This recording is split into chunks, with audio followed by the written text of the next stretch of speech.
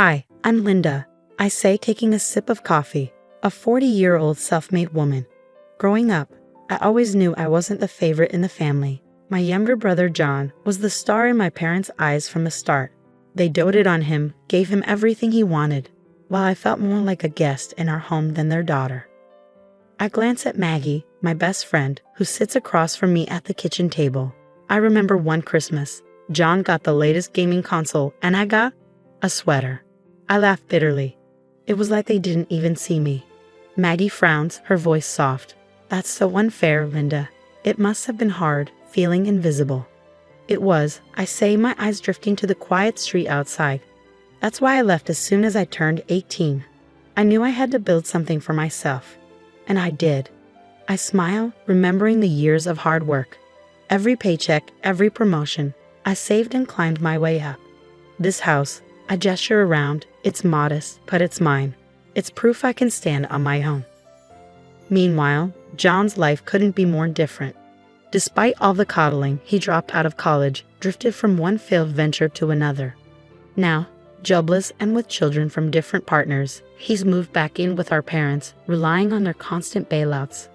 Maggie shakes her head, a mix of sympathy and frustration on her face. Let me guess, they're still making excuses for him. Exactly, I sigh, the familiar bitterness rising in my chest. It's always about how John needs more help, more chances. They never stop to think that maybe it's their endless rescuing that's kept him from growing up. Our conversation is interrupted by the ringing of my phone. I glance at the screen. It's Mom.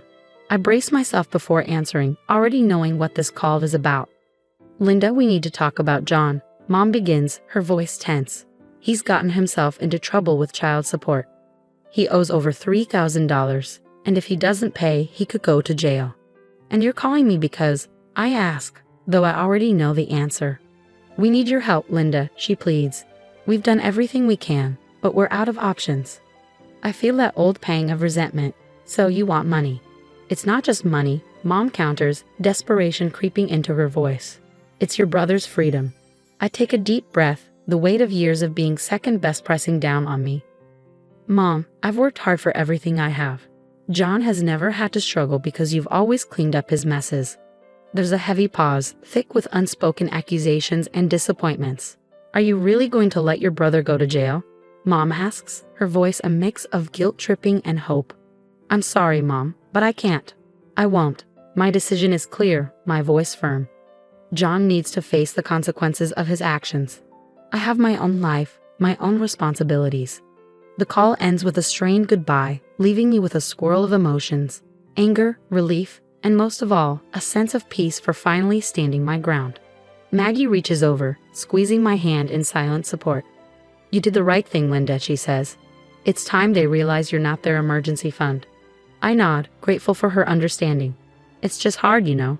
I know, she replies, her smile warm and reassuring. But you're doing what's best for you, and that's what matters. Not long after the phone call, there's a knock at my door. When I open it, I'm met with the tense faces of my parents. I let them in, knowing this isn't going to be a casual visit. Linda, we wouldn't ask if it weren't serious. Dad begins, his tone grave.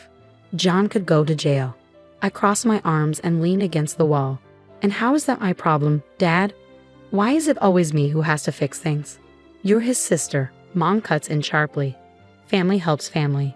I let out a bitter laugh. Family helps family? That's rich coming from you. Where was that help when I needed support? Mom's eyes narrow. We did everything we could for you. Really? I challenge, my voice rising. Because all I remember is being sidelined the moment John was born. The air thickens with old grievances as Dad tries to mediate. Let's not rehash the past. We're talking about now. John needs help. And what about what I need? I counter, my frustration growing. I've been saving that money to pay off my house for my future, something I've built on my own. Dad's voice softens. We know you've worked hard, Linda. We're proud of you, but your brother. Stop, I interrupt, anger surging. It's always about John. What about me? Don't I deserve to feel secure in my own life? You're being selfish, Mom accuses, and the sting of her words cuts deeper than I expected. After all we've done for you. All you've done? I snap. You mean ignoring me unless it was convenient? You've never once considered what I might need." The conversation escalates quickly, voices rising, emotions raw. "You want me to bail him out? Just hand over the money I've worked years for." "No, I won't do it." "We're still your family," Linda, Dad says, disappointment etched in his face. "How can you turn your back on us?" I stare at them, my heart pounding. "How many times did you turn your back on me when I needed you? Where were you?" Mom's eyes fill with tears. "We came here hoping you'd understand the gravity of the situation. John is your brother. And I am your daughter," I reply sharply. "But that never seemed to matter much unless it was convenient for you," I added, my voice heavy with the weight of unspoken truths. A painful silence followed, thick with the tension of everything that had gone unsaid for years. Finally, Dad broke the quiet, his voice low and measured. "So you won't help?" "I can't. I won't," I reply, standing firm. "I have my own life to think about. It's time John learns to deal with his own problems." Mom's eyes flash with a mix of disbelief and anger. "You'll regret this, Linda. You're choosing money over your own family." "It's not about the money. It's about respect. Something I've never really gotten from you. This is where I draw the line." After my parents left, the house felt eerily silent, like the calm after a storm. But I knew this quiet wouldn't last. The real tempest, the gossip, the family opinions, was still brewing. It didn't take long for the news of our confrontation to ripple through the family. Calls and messages started flooding in, each one reminding me of the divide my decision had caused. Some relatives were quick to criticize, echoing my parents' disappointment. "How could you refuse to help your own brother?" One aunt scolded over the phone, her words sharp and laced with judgment, meant to guilt me into reconsidering. But amid the disapproval, there were also voices of support. Maggie, ever steadfast, rallied our circle of friends. "You did what was right for you, Linda. Don't let anyone make you doubt that," she reassured me during one of our late-night chats. Then there was my cousin Lucas, a distant relative who had always seemed to understand the family dynamics better than most. One evening, I received a text from him. "I heard what happened. It's about time someone stood up to them." His support was unexpected, but welcome.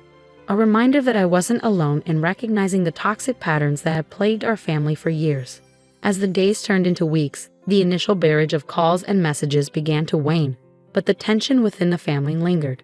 I attended a family gathering knowing well the kind of reception I might face. Walking into the room felt like stepping onto a battlefield. Eyes tracked my every move, and whispers barely concealed themselves throughout the event. Lucas stayed by my side, his presence a quiet pillar of strength. "You're handling this better than most would," he mentioned as we stood off to the side, away from the crowd. "I have to," I replied, "for my own peace." In the weeks following the family gathering, I focused on building a healthier, more balanced life. I knew that maintaining the boundaries I had set with my family would be crucial, not just for my peace of mind, but for my own growth. I started therapy, a decision sparked by the resurfacing feelings of guilt and abandonment after the confrontation with my parents. Sitting in a therapist's office, I opened up about my childhood, the favoritism, the neglect, and how it had shaped my relationships. "It sounds like you've always been the responsible one, the one who had to take care of herself," my therapist noted, her voice gentle but probing. "That's exactly it," I said, the realization dawning on me. And when I finally said no, it felt like I was breaking some unspoken family rule. "We often internalize these roles," she explained, "but breaking free from them can lead to significant personal growth."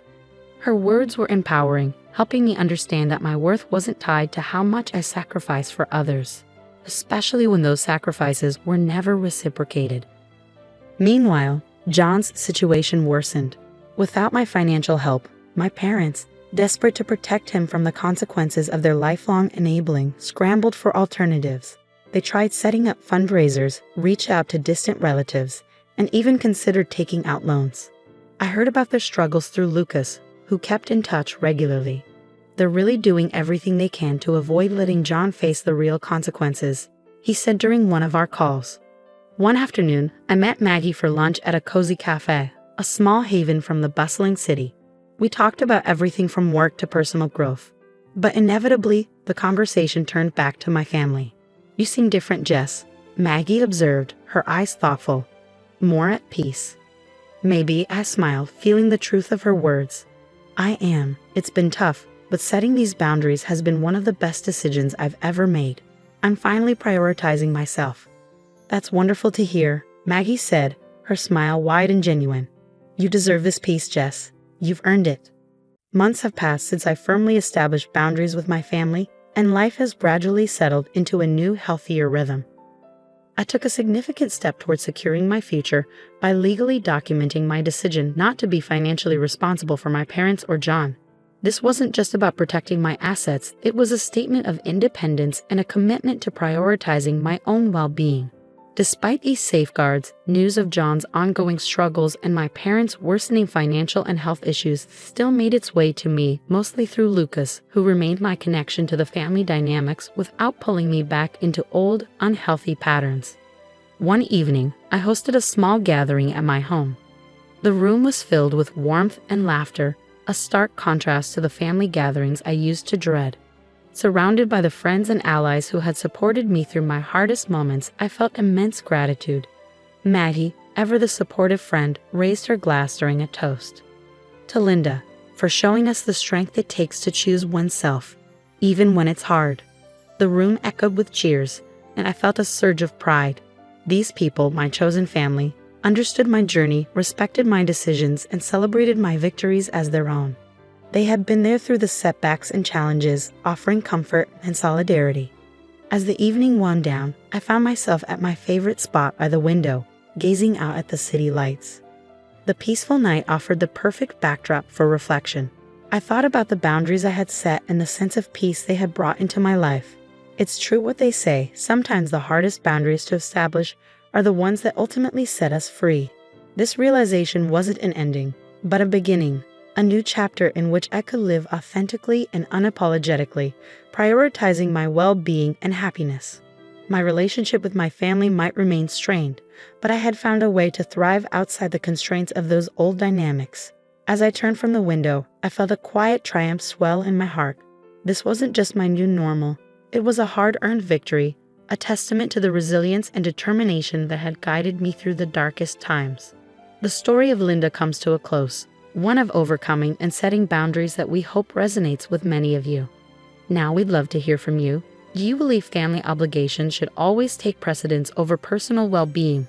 Or is it sometimes necessary to put yourself first in order to truly help others? It's a deeply personal and often controversial topic, so please feel free to share your thoughts and experiences in the comments below.